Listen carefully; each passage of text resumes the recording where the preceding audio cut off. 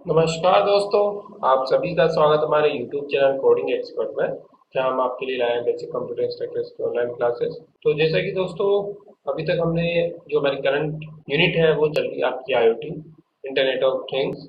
Internet of things में से हमने जो इम्पोर्टेंट टॉपिक्स थे, करीब 2 3 टॉपिक जो हमने कवर किए हैं। इंटरनेट का इंट्रोडक्शन है, प्रोटोकॉल्स है, ठीक है, और इसी के साथ ऑफलाइन ऑनलाइन मैसेजिंग है और वेब एप्लीकेशन है। ये सारी चीज़ें हमने अब तक कवर कर ली। आज की वीडियो में हम देखने वाले हैं कि वेबसाइट क्या है और इसको कैसे मेंटेन किया जाता है। इन सभी के बारे में आज की वीडियो में देखेंगे। उसके बाद में हम बात करेंगे कि मल्टीमीडिया और ग्राफिक्स क्या होते हैं। तो सबसे पहले हम आज की जो वीडियो में बात करने वाले हैं वो करने वाले हैं वेबसाइट और उसकी मेंटेनेंस के बारे में, कि वेबसाइट क्या होती है, कैसे उसकी मेंटेनेंस किया जाए। तो चलिए दोस्तों स्टार्ट करते हैं आज का टॉपिक। बट स्टार्ट करने से पहले मैं आप सभी से रिक्वेस्ट करना चाहूँगा कि यदि अभी तक आपने हमारे चैनल को सब्सक्राइब नहीं किया है तो प्लीज़ हमारे चैनल को सब्सक्राइब कर लीजिए और साथ ही साथ जो हमारे वीडियोज हैं उनको लाइक, कमेंट और शेयर कीजिए ताकि ज़्यादा से ज़्यादा लोग इस चीज़ का बेनिफिट उठा सकें। चलिए दोस्तों स्टार्ट करते हैं आज का टॉपिक। तो चलिए दोस्तों स्टार्ट करते हैं कि वेबसाइट क्या होती है। बेसिकली हम बात करें कि वेबसाइट क्या होती है, आप सभी को पता है कि वेबसाइट को सिंपल सी डेफिनेशन में बोला जाए कलेक्शन ऑफ वेब पेजेज है। कलेक्शन ऑफ वेब पेजेज है। और वेब पेजेज क्या है? वेब पेजेज पर्टिकुलर क्या रखते हैं, कोई भी इंफॉर्मेशन को प्रोड्यूस डिस्प्ले कर रहे हैं HTML मार्कअप लैंग्वेज की फॉर्म में जो डिस्प्ले है उसको आपके मॉनिटर्स पे डिस्प्ले करने का काम कर रहा है। तो वेब पेज इंफॉर्मेशन को रिप्रेजेंट करने का वे हो गया। तो वेबसाइट की हम डेफिनेशन दे सकते हैं कि website is a collection of publicly accessible, जो क्या हो पब्लिकली कोई भी उसको एक्सेस कर सके, publicly accessible interlink web pages that share A single domain name. और क्या से इंटर रिलेटेड हो सकते हैं? बहुत सारे वेब पेजेस जो है वेबसाइट में क्या होता है, इंटर रिलेटेड होते हैं, आपस में एक दूसरे से लिंक होते हैं। तो हमने देखा कि वेबसाइट क्या है, कि वेबसाइट बेसिकली वेब पेजेस का कलेक्शन है और जो डिफरेंट डिफरेंट वेब पेजेस है वो आपस में एक दूसरे से इंटर रिलेटेड है, इंटर कनेक्टेड है। और इन सभी को जो इंटर कनेक्टेड जो भी आपके पेजेज है, अब इनको सबका अलग अलग एड्रेस ना देके हम क्या करते हैं, इनको एक सिंगल जगह कंबाइन करके, एक सिंगल एड्रेस पे कंबाइन करके उस एड्रेस उसका एड्रेस दे दिया जाता है। तो पर्टिकुलर क्या होता है कि कोई भी वेब पेज जो जिसका मल्टीपल वेब पेज जिसका सेम डोमेन नेम है वो क्या कहलाएगा, आपका static name. The website is web page are link with hyperlink. और वेबसाइट के जो वेब पेजेज हैं वो किससे लिंक होते हैं, वो आपके हाइपरलिंक से लिंक होते हैं। मतलब हमने अभी डिस्कस किया कि आपस में जो पेजेज हैं वो इंटर रिलेटेड होते हैं, किससे? हाइपरलिंक से एक दूसरे से इंटर रिलेटेड होते हैं। तो ये सबसे सिंपल डेफिनेशन रही वेबसाइट की आपकी, कि वेबसाइट का मतलब क्या है। वेबसाइट का मतलब है simple collection of web pages which represent the information, and web pages are a single domain name. Web pages का आप क्या कर सकते हो, सिंगल डोमेन नेम लिख सकते हो। इसके बाद में जो है मेन जो कंपोनेंट आता है वेबसाइट के, कि कोई भी जब वेबसाइट बनाएंगे तो उसके कुछ इंपॉर्टेंट कंपोनेंट्स हैं। पहले हम वो बात करेंगे कि वेबसाइट बनाने के लिए हमें किस किस चीज़ों की रिक्वायरमेंट रहेगी या हमारे बेसिक कंपोनेंट्स क्या रहेंगे। तो सबसे पहले बेसिक कंपोनेंट्स की जब हम बात करें तो बेसिक कंपोनेंट्स आते हैं आपके web host, addresses, home page, design और द नेटवर्क नेविगेशन स्ट्रक्चर। अब बात करते हैं इन सब के एक एक के बारे में। वेब होस्ट के बारे में बात करेंगे सबसे पहले पर, कि एक्चुअल में वेब होस्ट होता क्या है। अभी प्रीवियस वीडियो में हमने वेब एप्लीकेशन के बारे में बात की थी। वेब एप्लीकेशन के बारे में हमने एक चीज देखा था कि कोई भी जो वेबसाइट होती है आपकी, कोई भी जो वेबसाइट है उसको सर्वर पे अपलोड करके उसको एक्सेसिबल बनाने के लिए उसको हमें क्या देना पड़ता है, एक नेटवर्क आईडी एसोसिएटेड करनी पड़ती है, एक पर्टिकुलर एड्रेस उसको स्पेसिफाई करना पड़ता है। और वो एड्रेस उसको कहाँ से मिलता है, उस वेब होस्ट से मिलता है। तो वेब होस्ट का मतलब क्या हुआ, एक तरीके की ऐसी डिवाइस, ऐसी स्टोरेज डिवाइस है जो आपकी सारी इंफॉर्मेशन को किसी थर्ड पार्टी, मतलब आपके सिस्टम पे ना स्टोर करके जो इन्फॉर्मेशन है उसको दूसरे सिस्टम्स पे इंस्टॉल किया जा रहा है। और वो क्या है, साथ ही साथ जो भी कोई क्लाइंट से रिक्वेस्ट जनरेट होती है HTTP की फॉर्म में, उसका वो रेस्पॉन्स करता है। तो वेब होस्ट का मतलब क्या हुआ कि आपकी जो वेबसाइट है उसको होस्टिंग कराने के लिए, होस्टिंग के लिए जो बहुत इंडिया के अंदर बहुत सारी कंपनीज वर्क कर रही है, जैसे GoDaddy है आपकी, और भी कई कंपनीज है जो आपको वेब होस्टिंग की फैसिलिटीज देती है, जहाँ पे आप क्या कर सकते हैं, अपनी वेबसाइट को अपलोड कर सकते हो, उसके इन्फॉर्मेशन को अपलोड कर सकते हो। दूसरा कंपोनेंट आता है आपका एड्रेस, कि एड्रेसेस क्या होता है। एड्रेसेस बेसिकली किसी भी वेबसाइट का यदि एड्रेस की बात करें तो वेबसाइट के एड्रेस का मतलब है यूआरएल। किसी भी वेबसाइट की जब बात करते हैं हम, उसका एड्रेस जो होता है वो यूनिक एड्रेस होता है, जो उसको डिफरेंशिएट करता है अदर से, वो होता है यूआरएल, जिसको हम बोलते हैं uniform resource locator. Uniform resource locator क्या होता है, उस पर्टिकुलर वेबसाइट का एक यूनिक एड्रेस होता है जो दूसरों से आइडेंटिफाई करता है, उसको डिफरेंशिएट करता है। तो वो होगा आपका यूआरएल। वो क्या होगा, यूआरएल।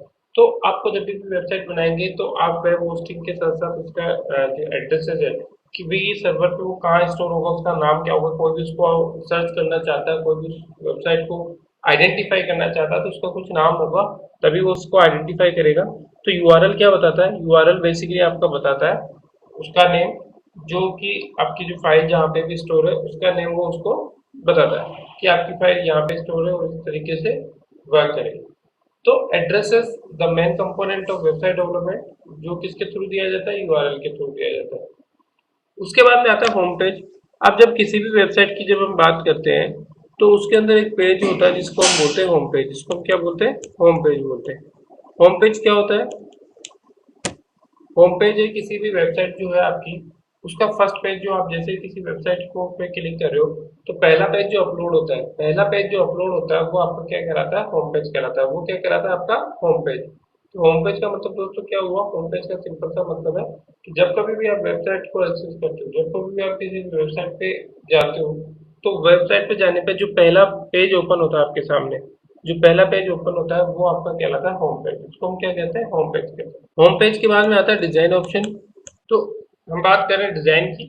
डिजाइन बेसिकली क्या है कि जब भी कोई आप वेबसाइट बनाते हैं तो उसको इंफॉर्मेशन को एक प्रॉपर वे में, एक प्रॉपर वे के अंदर डिस्प्ले किया जाए, एक अट्रैक्टिव वे में डिस्प्ले किया जाए, ताकि जो यूजर है उसको वो क्या लगे, एक उसकी जो क्वालिटी या उसका जो अपीयंस है, जो उसका दिखने का तरीका है, वो बहुत अच्छा लगे।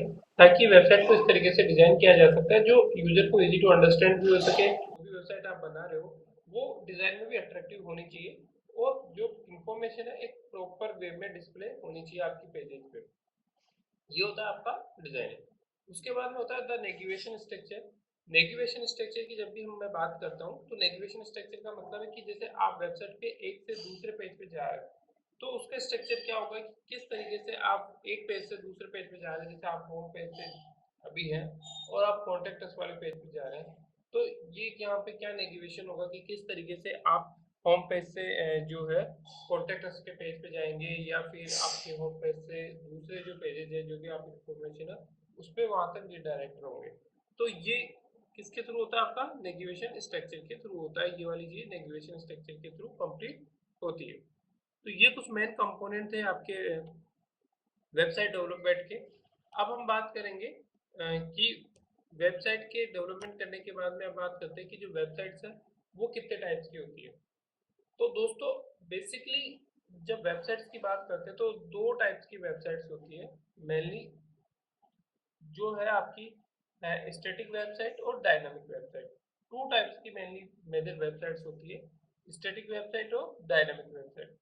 क्या डिफरेंस होता है दोनों के अंदर, बात करें सबसे पहले स्टैटिक वेबसाइट। स्टैटिक वेबसाइट क्या है, स्टैटिक वेबसाइट की जब भी हम बात करते हैं, स्टैटिक वेबसाइट की जब भी हम बात करते हैं तो स्टैटिक वेबसाइट के बारे में बोला जाता है कि जब भी क्लाइंट मतलब वेब ब्राउजर से एचटीटीपी रिक्वेस्ट सर्वर पे जाती है, तो एचटीटीपी रिक्वेस्ट जैसे सर्वर पे जाती है तो सर्वर क्या करता है, पहले से प्री डिफाइंड या प्री बिल्ड जो कोड होते हैं, सोर्स कोड्स होते हैं, उनकी फाइल को सेम लैंग्वेज में H T M L H T M L C S S language में जो भी है उसको रिटर्न कर देता है, किसको, आपके क्लाइंट को।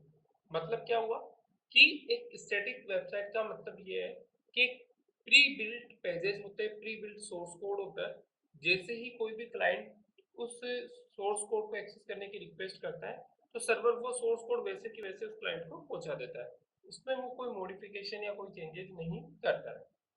तो इन static website web pages are return by the server. Server के थ्रू जो वेब पेजेस रिटर्न है वो क्या होंगे, प्री बिल्ड सोर्स कोड होंगे, पहले से बने हुए सोर्स कोड फाइल्स होगी, यूजिंग सिंपल लैंग्वेज। किन सी लैंग्वेज में? HTML या CSS, Java script, in language में बने हुए पहले से ही वेब पेजेस होंगे और जो कि रिटर्न किए जाते हैं किससे? सर्वर से, विदाउट नो चेंज, बिना किसी चेंजेस के। जैसे आपने हर टाइम जब भी आप रिक्वेस्ट करोगे तो सेम इंफॉर्मेशन सेम कोड आपके पास पब्लिश होते रहेंगे, उसमें कोई चेंजेस नहीं होंगे। तो ऐसी वेबसाइट जिनके कोड्स जो सोर्स कोड है वो फिक्स होता है, जो चेंजेस नहीं होता बार बार रिक्वेस्ट करने पर भी, वो होता है आपका स्टैटिक वेबसाइट। वो क्या होता है? स्टैटिक वेबसाइट्स होती है। अब स्टैटिक वेबसाइट की जब भी हम बात करते हैं तो स्टैटिक वेबसाइट में जब सोर्स कोड बार बार चेंज नहीं हो रहा, तो इसका मतलब क्या होगा कि जो इसकी स्पीड होगी, स्टैटिक वेबसाइट की जो स्पीड होगी वो क्या होगी? फास्ट होगी। वो क्या होगी? तो ये जो है यहाँ पे सर्वर में क्योंकि चेंज नहीं हो रहा है, कोई भी वो रिटर्न नहीं कर रहा, तो स्टैटिक वेबसाइट से वो क्या होती है? फास्ट होती है। स्टैटिक वेबसाइट्स क्या होती है? फास्ट होती है। जो इनकी वर्किंग होती है स्टैटिक वेबसाइट्स की, वो फास्ट होती है। So there is no interaction with database. दूसरा होता है कि वहां पे डेटाबेस से कोई इंटरेक्शन आपका नहीं होता है। आपकी जो भी स्टैटिक वेबसाइट्स है वो एक प्री बिल्ड सोर्स कोड दिखाती है, उसमें आप कोई भी डेटाबेस का इंटरेक्शन नहीं होता है। मतलब आप एक तरीके से उसके अंदर कोई भी इंफॉर्मेशन को सबमिट नहीं कर सकते, आप केवल रीडअप कर सकते हैं। तो यहाँ पे जो इंटरेक्शन है उसका डेटाबेस से नहीं होता है।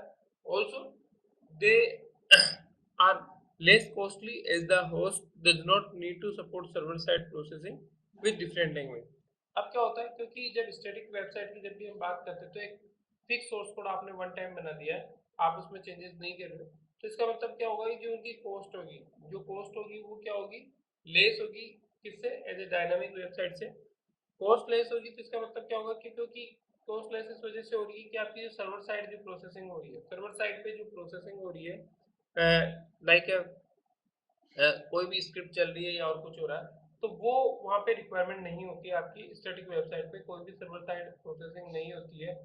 With the help of different language या और किसी लैंग्वेज की हेल्प से वहाँ पे कोई भी क्या नहीं होती है? एक तरीके से प्रोसेसिंग नहीं होती है। स्टैटिक वेबसाइट में कोई भी प्रोसेसिंग नहीं होती है, इस वजह से स्टैटिक वेबसाइट कम कॉस्टली होती है।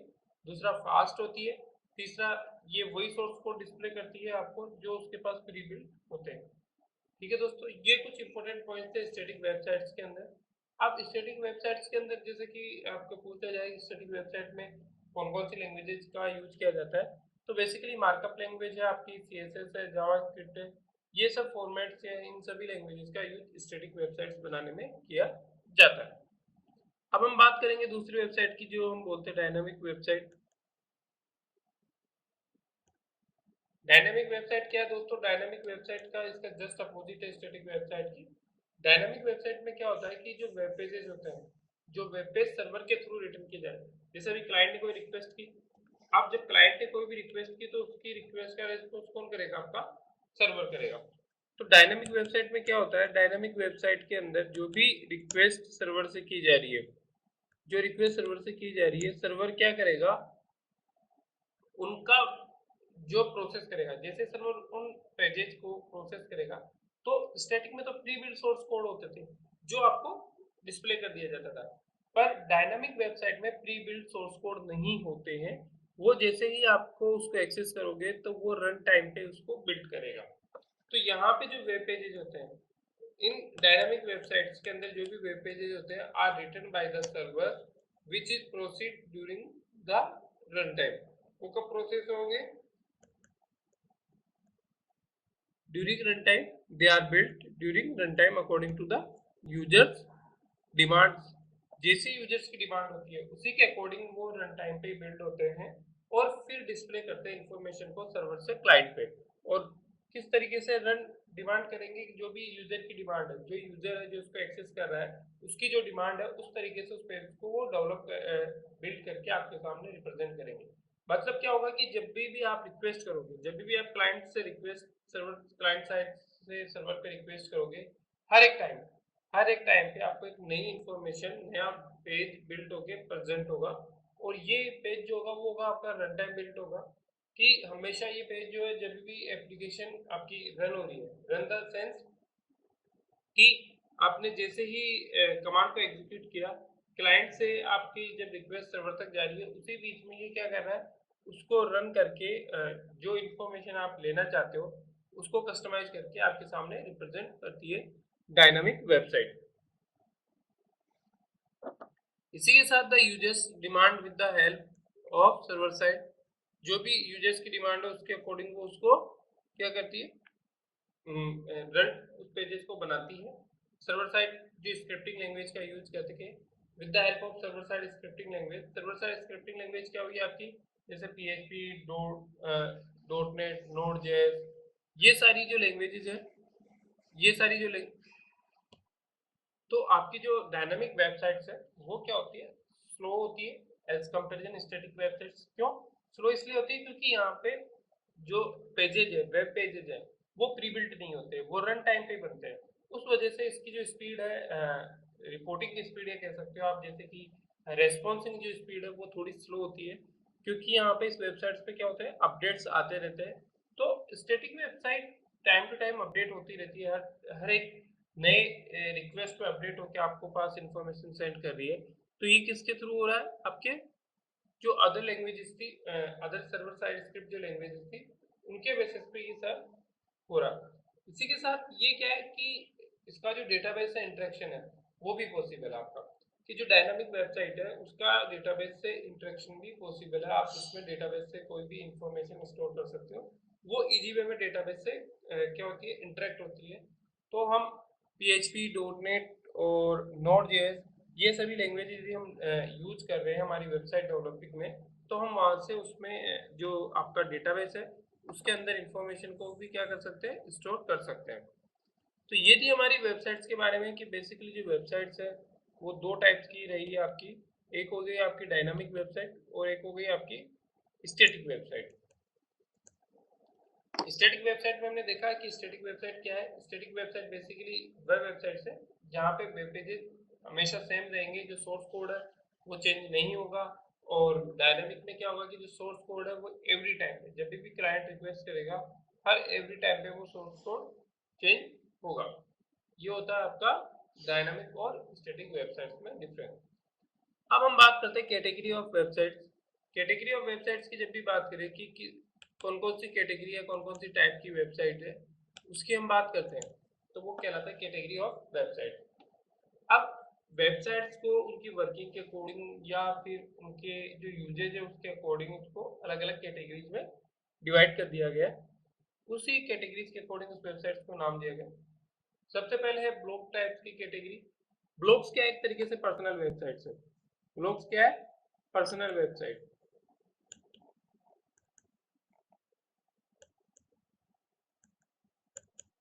जहां पे कोई भी यूजर कोई भी यूजर अपनी जो थिंग्स है वो रिप्रेजेंट कर सकता है, किसी पर्टिकुलर वे के अंदर रिप्रेजेंट कर सकता है, या किसी पर्टिकुलर टॉपिक पे उसको कोई एक्सप्लेनेशन करना है तो वो यहाँ पे ब्लॉग के थ्रू कर सकता है, मतलब पर्सनल इंफॉर्मेशन को यहाँ पे डिस्प्ले कर सकता है।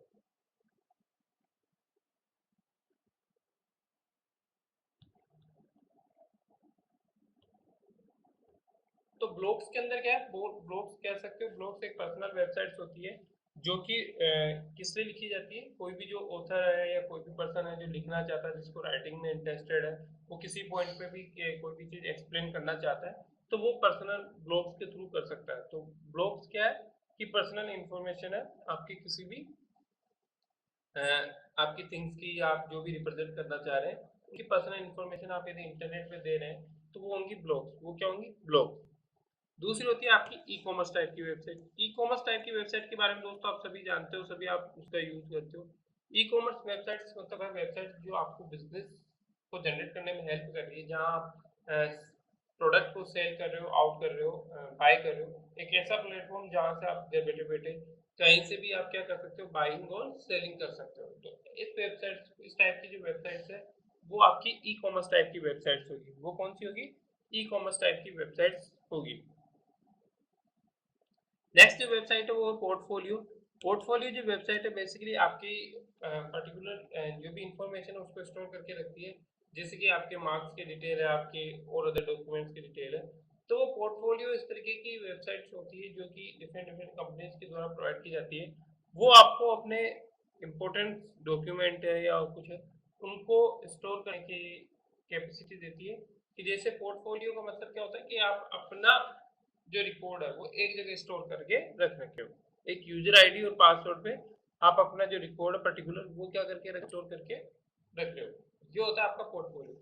उसके बाद में news and magazine website, news और मैगजीन वेबसाइट से उनका जो मेन जो वर्क होता है वो न्यूज को पब्लिश करना। ऐसी वेबसाइट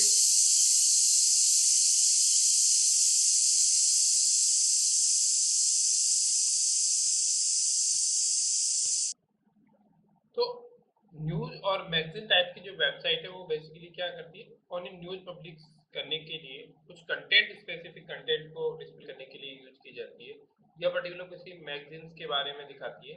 तो इस तरीके की वेबसाइट्स जो हमें खाली न्यूज दे रही है, इंफॉर्मेशन दे रही है, वो सारी वेबसाइट्स आपकी क्या कहलाएगी, न्यूज एंड मैगजीन टाइप की वेबसाइट्स कहलाएगी। उसके बाद में एक आती है सोशल मीडिया टाइप की वेबसाइट। सोशल मीडिया टाइप की वेबसाइट आप सब जानते हैं कि जो सोशल मीडिया टाइप इस तरीके की वेबसाइट जो सोशल मीडिया मतलब लोगों को कनेक्ट करने में यूज हो रही है। एग्जांपल जैसे आपकी फेसबुक है एंड ट्विटर है, ये सब क्या है, सोशल मीडिया प्लेटफॉर्म्स है, सोशल मीडिया वेबसाइट्स है, जिसके पे बहुत सारे लोग आपस में, जिस पोर्टल पे बहुत सारे लोग आपस में क्या कर रहे हैं, कनेक्ट हो रहे हैं, एक दूसरे से कनेक्ट हो रहे हैं। तो ये होती है सोशल मीडिया वेबसाइट्स आपकी। इसी तरीके से एक और फॉर्म होता है वेबसाइट्स का, दैट इज पोर्टल। पोर्टल मतलब जहाँ कोई भी एक यूजर है वो क्या कर सकता है, आके और एक पर्टिकुलर लॉगिन, यूजर लॉगिन से वो वहाँ पे आईडी और पासवर्ड से लॉगिन करता है उस पर्टिकुलर जो फैसिलिटीज उसको दी हुई है उस पर वो लॉगिन करता है, और वहाँ से जो भी इंफॉर्मेशन है उनको एक्सेस करता है, वो कहलाता है पोर्टल। मतलब इस तरीके की वेबसाइट जैसे बैंकिंग वेबसाइट्स होती है, वहाँ पे बैंकिंग पोर्टल होता है, ठीक है। आप वहाँ पे अपने यूजर क्रेडेंशियल से आपकी यूजर आईडी और पासवर्ड उससे लॉगिन करोगे, और उस पोर्टल पे दी गई जो भी फैसिलिटीज है उनका सबका आप यूज करोगे। तो पोर्टल एक इस तरीके की वेबसाइट है जो बेसिकली किसके लिए यूज हो रही है, जो आपकी यूज हो रही है किसके लिए, कि पर्टिकुलर कोई भी इंफॉर्मेशन है उसको एक्सेस करने के लिए हम इस टाइप्स की वेबसाइट्स का यूज करते हैं। तो कैटेगरी ऑफ वेबसाइट्स में जब हमने देखा दोस्तों, कैटेगरी ऑफ वेबसाइट्स की जब भी हम बात करते हैं तो यहाँ पे हमने कई अलग अलग और भी कई टाइप्स की वेबसाइट्स होती है, जैसे एजुकेशनल टाइप की वेबसाइट्स होती है जो आपको शो करेगी एजुकेशन से रिलेटेड जो भी इंफॉर्मेशन है वो आपको वो शो करेगी। तो blogs, e commerce, portfolio, news and messaging, social media, portal, education, ये सारी कुछ टाइप्स की कैटेगरीज की वेबसाइट्स इनकी कैटेगरीज है जो उससे रिलेटेड वर्क को यहाँ पे शो करती है। अब बात करते हैं कि जब भी आपकी वेबसाइट डेवलप हो चुकी है और वो रनिंग स्टेज में है तो उसका मेंटेनेंस करना जरूरत है। जैसे कि आपकी कोई भी बाइक है या आप कोई कार ड्राइव करते हो, तो जैसे आप उसको चलाते हो तो हर टाइम पे उसका मेंटेनेंस करना जरूरी हो जाता है, उसको चेकअप करना जरूरी हो जाता है, उसमें कोई भी इश्यूज होते हैं उसको रिजोल्व करना होता है। नहीं तो वो क्या करेगा, आपकी कोई भी प्रॉब्लम्स क्रिएट करता है, आपकी वो प्रॉपर वे में वो वर्क नहीं कर पाती है। तो सेम ऐसे ही यहाँ पे है कि जब भी कोई वेबसाइट आप बनाई है आपने, तो उस वेबसाइट्स को मेंटेन करना भी एक पार्ट है आपका, कि किस तरीके से आप उस वेबसाइट को मेंटेन करके रखते हो। वेबसाइट मेंटेनेंस का मतलब है कि जो टाइम टू टाइम है वेबसाइट्स पे अपडेट को रिलीज करना, यदि कोई एरर आ रही है तो उसको रिजोल्व करना, उसको हर एक टाइम पे चेक करते रहना कि जो आपकी वेबसाइट वो प्रॉपर वे में चल रही है नहीं चल रही है, कोई भी इश्यूज उसमें है हो गए हैं, तो उन सबको रिजोल्व करना ही क्या कहलाता है, मेंटेनेंस ऑफ वेबसाइट। तो जब भी हम मेंटेनेंस ऑफ वेबसाइट्स की बात करते हैं दोस्तों, तो सबसे पहले चेक किया जाता है कि जो सारे पेजेज आपके जितने भी पेजेज है वो विदाउट एरर के अपलोड लोड हो रहे हैं या नहीं है, मतलब कोई भी यूजर जो है वो उन पेजेस को यदि एक्सेस करना चाह रहा है तो वह पेजेस जो है वो विदाउट एनी एरर, कोई भी एरर के अलावा वह क्या पर्टिकुलर लोड हो रहे हैं या नहीं हो रहे, मतलब सभी पेजेस करंटली जो है वो वर्किंग स्टेज में है या नहीं है, कि कहीं किसी पेज में कोई एरर तो नहीं है, कि जो है कोई भी यूजर जैसे होम पेज पे तो क्लिक करके तो आपकी वेबसाइट पे आ गया, बट वो कॉन्टेक्ट अस वाले पेज पे जैसे क्लिक कर रहा है तो वो पेज अपलोड नहीं हो पा रहा, मतलब वो पेज लोड नहीं हो पा रहा।